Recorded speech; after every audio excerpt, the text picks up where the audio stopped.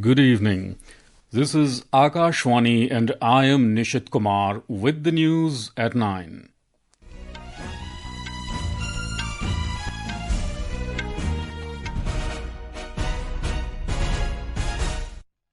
The headlines. Chief Election Commissioner Gyanesh Kumar says decision regarding declaration of dates for Bihar Assembly elections will be taken soon. 17 new initiatives rolled out to conduct free, fair and peaceful elections in the state. External Affairs Minister Dr. S. Jaishankar says nature of warfare has undergone fundamental transformation in recent years. Asserts India's approach will be to maintain as many productive relationships as possible, ensuring strategic autonomy. DGCA reviews airfare trends ahead of festive season, asks airlines to add more flights. Heavy rain and landslides disrupt normal life in many parts of the country. NDRF and SDRF teams launch rescue and relief operations in Darjeeling Hills. In badminton, India win women's singles and men's doubles title at Al Ain Masters 2025 in Abu Dhabi. And in women's ODI World Cup, India set a target of 248 for Pakistan in Colombo.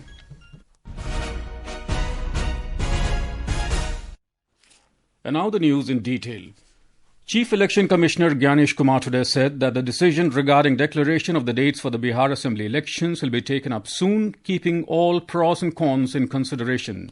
Talking to media in Patna on the final day of the Election Commission's two-day review visit to the state, Mr. Kumar said that the Commission held discussions with political parties, heard their views, and all aspects will be taken into account while finalizing the polling schedule. Mr. Kumar said the revision of the electoral rolls is legally valid and that the Special Intensive Revision SIR campaign was conducted under the Representation of People Act.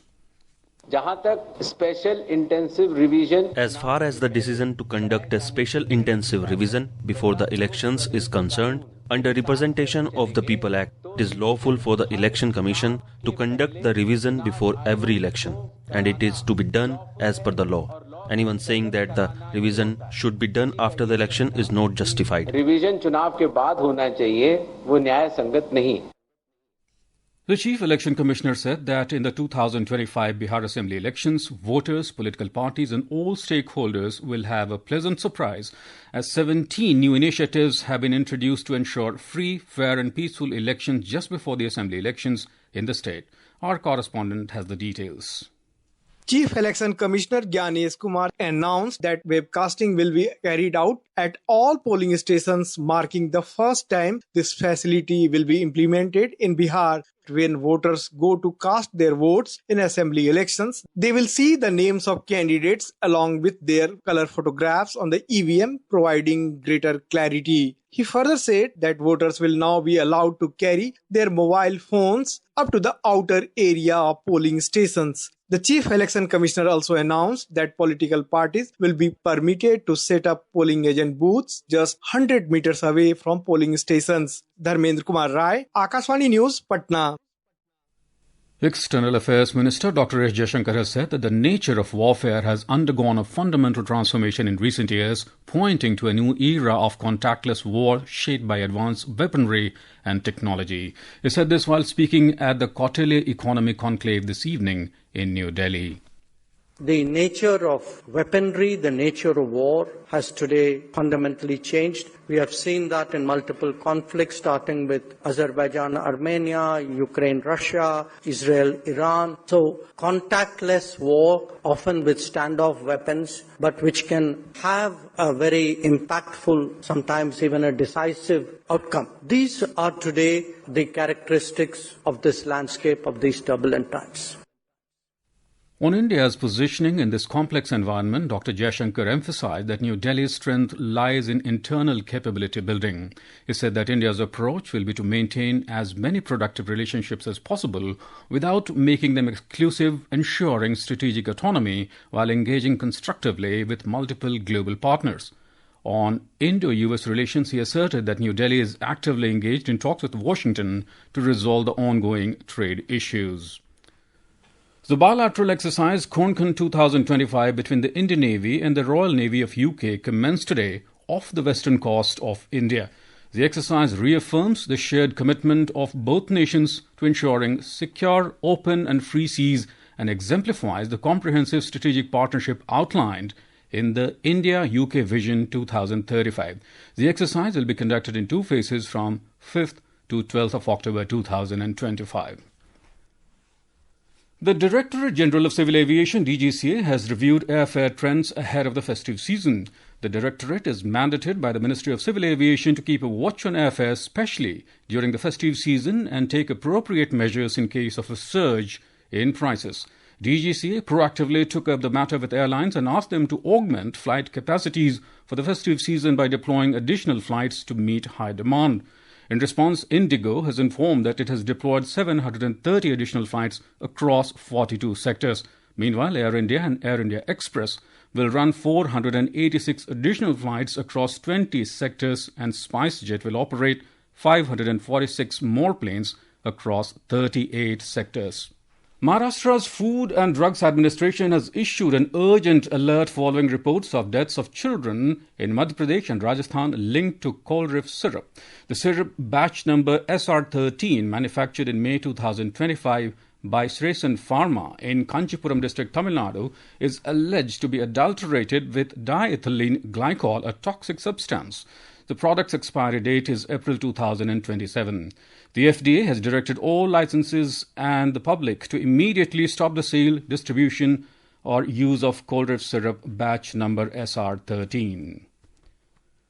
This is Akashwani giving you the news. For quick news updates around the clock, follow us on our X handle at AIR News Alerts. And for details of these stories and more, log on to our website newsonair.gov.in and download the News on AIR app. Welcome back to the news at 9. Heavy rain and landslides have disrupted normal life in many parts of the country. In Darjeeling Hills, heavy rainfall, landslides and bridge collapses incidents so far, 23 people have died, in which 5 were Nepal citizens. The most affected area is Merak subdivision, where 13 people are confirmed dead. In Sukhia Pokhari's block, 6 people have died and 1 is missing. We have more from our correspondent. NDRF and SDRF teams have reached Mirik and are doing rescue and relief operations. Home Ministry of Union Government has declared it as a national disaster. Chief Minister Mamata Banerjee will be visiting the affected area of Mirik tomorrow. District administration have set up 24/7 helpline number. National Highway 10 has been completely blocked. National Highway 110 Siliguri Darjeeling has been also damaged at 3 places. The SP Darjeeling's Naveen Prakash has issued an advisory and requested the tourists and people to avoid travel if not necessary. Ashok Chaurasiya, Akashvani Samachar, Karshang. In Bihar, due to heavy rainfall in northern part of the state and neighbouring Nepal, the water levels of major rivers such as the Gandak, Kosi, Mahananda, Ganga and others are rising rapidly. During the past 24 hours, several places in Supol, Sitamarhi and West Champaran districts have recorded over 300 millimeters of rainfall. The highest rainfall of 385 millimeters was recorded at Saraigarh Bhaptiyahi in Supol district. The heavy rainfall in Nepal has increased the pressure on the Kosi barrage at Birpur in Supol district. In Nepal, heavy rain triggered landslides and flash floods, blocking roads, washing away bridges and killing at least 47 people since Friday, officials said today. In landslides, at least 37 others were killed in the worst affected eastern district of Ilam. Prime Minister Narendra Modi has said that the loss of lives and damage caused by heavy rains in Nepal is distressing. In a social media post, he said India stands with the people and the government of Nepal in this difficult time. In Bhutan, a sudden flood in the Amuchu River area this morning left several families and workers stranded in temporary housing and workforce camp. Despite challenging weather conditions, a coordinated rescue effort between Bhutanese authorities and the Indian Army ensured all affected individuals were brought to safety. When a Druk air helicopter was unable to take off due to inclement weather, Bhutan sought urgent support from India. In a prompt and commendable response, 2 helicopters from the Indian Army were deployed. The teams airlifted stranded workers to safety and ensured they received immediate medical care. The India Meteorological Department has forecast heavy to very heavy rainfall at isolated places over Delhi, Haryana, Chandigarh, Himachal Pradesh, Jammu and Kashmir, Ladakh, Muzaffarabad, Punjab and Uttarakhand tomorrow. In Kerala, the meteorological department has issued yellow warning indicating isolated heavy rain at Pathanamthitta, Idukki and Kottayam districts. Fishermen are advised to refrain from fishing activities in the Arabian Sea.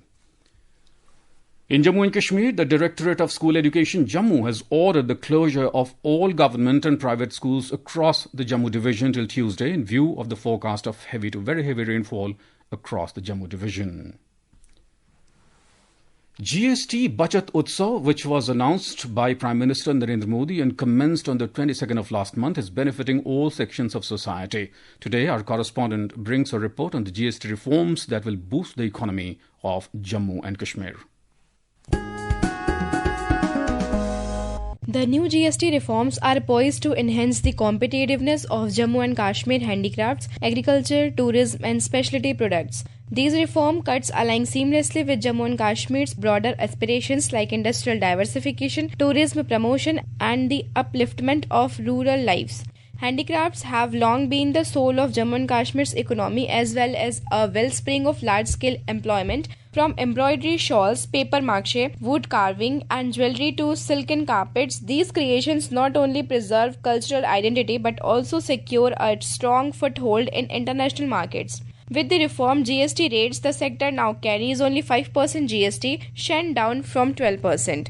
This makes iconic products such as pashmina shawls, carpets more affordable and competitive both in domestic and international markets. With GST rates reduced from 12% to 5%, Basholi paintings will become more affordable and marketable, encouraging wider demand and supporting the livelihood of artisans. The reduction of GST rates on tourism and hotel tariffs from 12% to 5% for stays up to 7,500 rupees, travel is becoming more affordable, boosting occupancy, encouraging longer stays, increasing revenue for local businesses. The GST cuts in Jammu and Kashmir from 12% to 5% on handicrafts, farm goods, tourism and local products are helping reduce costs and make local industries more competitive. Nitika Gupta, Akashvani News, Delhi.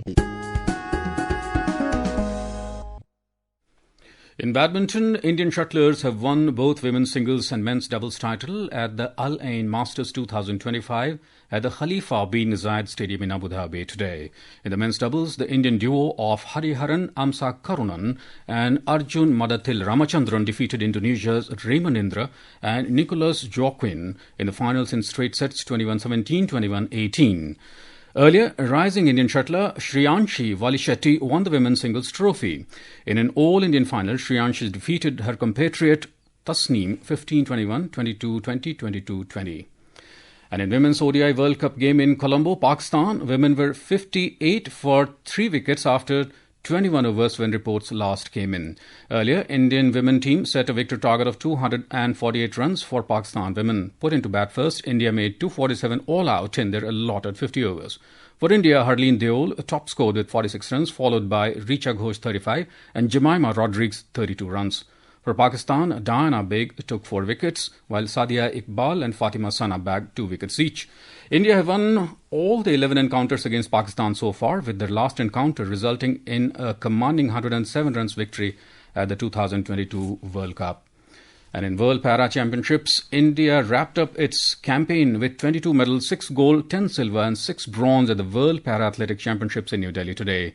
7 Indians were in action on the final day at the Jawaharlal Nehru Stadium. Simran Sharma and Preeti Pal both clinched their second medal of this edition. Paralympic champion Navdeep bagged silver in javelin throw, while Sandeep won a bronze.